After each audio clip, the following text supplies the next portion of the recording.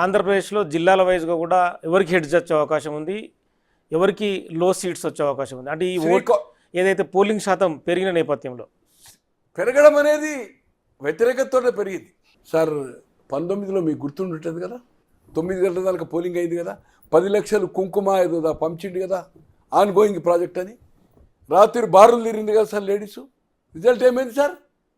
Only 23 seats, 151 YSRP, 1 Janasena.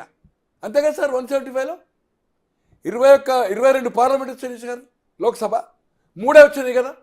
Same thing అదే ఈరోజు బారులు తీరిన 12 గంటలు కావచ్చు, 88 కావచ్చు.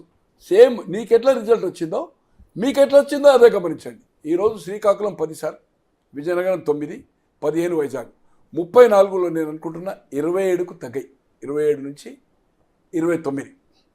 ఈస్ట్ 19, వెస్ట్ 15, గుంటూరు 17, కృష్ణా 16, 33 + 34, 67లో 53 నుంచి ఏదైతుందో ఇట్ విల్ గో 58.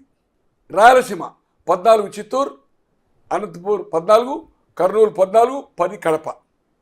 ఎప్పుడు చిత్తూరులో ముఖ్యమంత్రిగా 95, 99 ఎన్నికలు కానీ చంద్రబాబు గారిది అసెంబ్లీ ఆయన ముఖ్యమంత్రిగా అయింది కదా.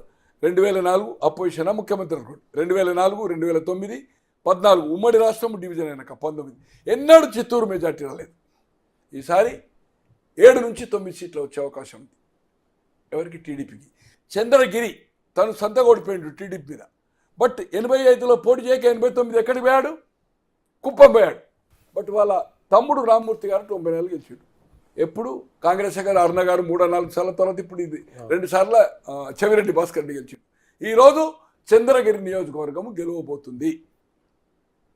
అక్కడ 7 నుంచి 9 చిత్తూరులో వస్తాయి.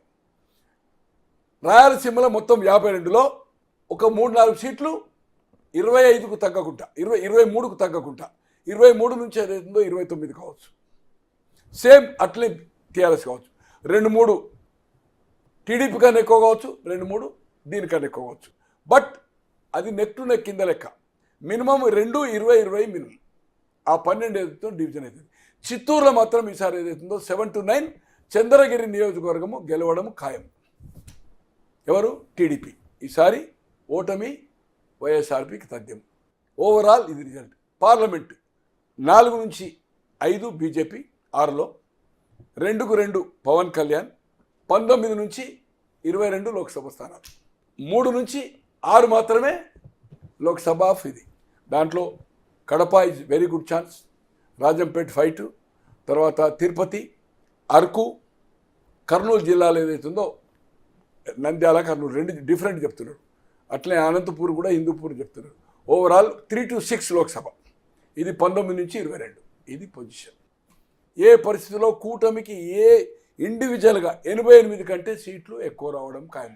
వితౌట్ ఎవెనీ పవన్ కళ్యాణ్ లేకుంటే కూడా ఆయనకు అబ్సల్యూట్ మెజార్టీ వస్తుంది. కూటమి అనుకోండి, దాని గురించి కౌంట్ కాదు.